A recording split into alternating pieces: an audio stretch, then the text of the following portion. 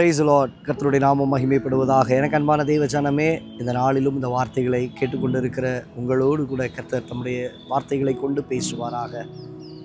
அப்போஸ்தலர் நடபடிகள் 2வது அதிகாரம் 42வது வசனத்திலே நாம் வாசிக்கிறோம்.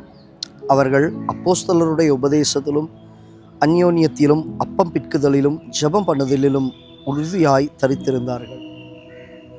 ஆம் தேவ ஜனமே, அங்கே நாம் வாசிக்கும் பொழுது ஏறக்குறைய 3000 பேர் அப்போஸ்தலனாகிய பேதுருவின் நிமித்தமாக கொடுக்கப்பட்ட வார்த்தையினால் ரட்சிக்கப்பட்டவர்களுக்குள்ளே அங்கே வசனம் சொல்லுகிறது, அவர்கள் அப்போஸ்தலருடைய உபதேசத்திலும் அந்யோன்யத்திலும் அப்பம் பிட்குதலிலும் ஜெபம் பண்ணுதலிலும் உறுதியாய் அவர்கள் தரித்திருந்தார்கள். ஆண்டவர் கொடுத்த உபதேசம், ஆண்டவர் கொடுத்த வழிகாட்டுதல், ஆண்டவர் கொடுத்ததான சகல காரியங்களிலும் அந்த ஐக்கியத்தில் அப்பம் பிட்குதலில் ஜெபம் பண்ணுகிறதுல உறுதியாக இருக்கக்கூடிய ஒரு அனுபவம் இன்றைக்கு அந்த கிறிஸ்தவர்களிடத்தில் பார்க்க முடிவதில்லை. அன்று ஆதி கிறிஸ்தவருடைய வாழ்க்கையில் அவைகள் காணப்பட்டது. ஆனால் இன்றைய கிறிஸ்தவருடைய வாழ்க்கையில் டைம் இருந்தால் திருவிருந்துக்கு நம்ம போகலாம், டைம் இருந்தால் உபதேசத்தில் நம்ம நடக்கலாம், சமயம் வாய்த்தா பார்க்கலாம், வாய்க்கலன்னா நம்ம இஷ்டத்தின்படி நம்ம செய்யலாம். இன்னைக்கு எல்லாருடைய வாழ்க்கையில படியாய் போய்விட்டது இல்லை ஒரு நல்ல கிறிஸ்தவனுடைய வாழ்க்கை. இப்போது இந்த காரியத்தை எடுத்துக்கொண்டு இருக்கும் பொழுது இங்கே இருக்கிற ஒரு தாயார், அவர்கள் மன்னார்குடி பகுதியிலிருந்து இங்கே அவர்கள் வந்து வேலை செய்கிறார்கள். இன்னும் ஒரு சில தாயார் நாகப்பட்டினம் பகுதியிலிருந்து வந்து வேலை செய்கிறார்கள். கூலி தொழிலாளிகள், ரொம்ப கஷ்டத்தோடு கூட செய்கிறாங்க. இப்போ வார்த்தையை கொடுக்குற நேரத்தில் அவங்க வந்து ஜெபம் பண்ணுறதுக்கு வந்தாங்க.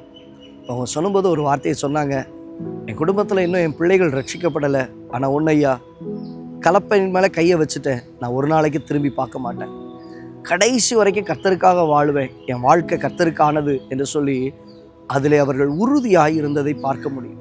தேவ பிள்ளையே, இன்னைக்கு அந்த உறுதி உங்களுக்குள்ளே இருக்கிறதா?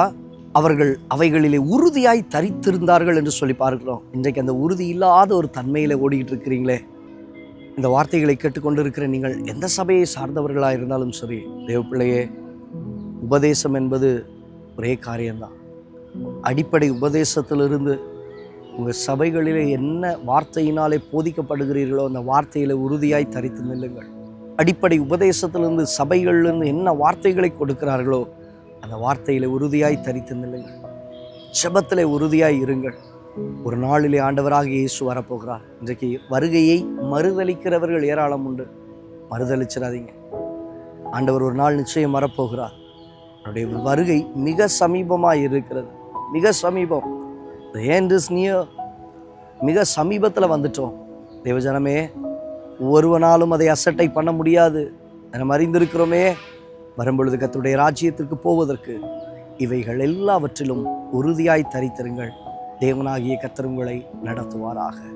நல்ல தகப்பனே, இந்த வார்த்தைகளை கேட்ட உடைய பிள்ளைகளுடைய வாழ்க்கையில் கர்த்தருடைய உபதேசத்திலே, அப்பம் பிற்கிறதிலே, அந்யோன்யத்திலே, ஜெபத்திலே உறுதியாய் உடைய பிள்ளைகள் தரித்திருக்க அவர்களுடைய சபைகளிலே கர்த்தருக்குள்ளாக ஸ்திரப்பட்டு எழும்ப ஓட உதவி செய்வீராக. இயேசுவின் நாமத்தில் பிதாவே, ஆம். தேவ ஜனமே, கர்த்தர் கொடுத்த வார்த்தைகளிலே நிலைத்திருங்கள், உபதேசத்திலே நிலைத்திருங்கள், ஜெபத்திலே உறுதியாய் தரித்திருங்கள். தேவனாகிய கர்த்தர் உங்களை ஆசீர்வதிப்பார். God bless you. God bless you.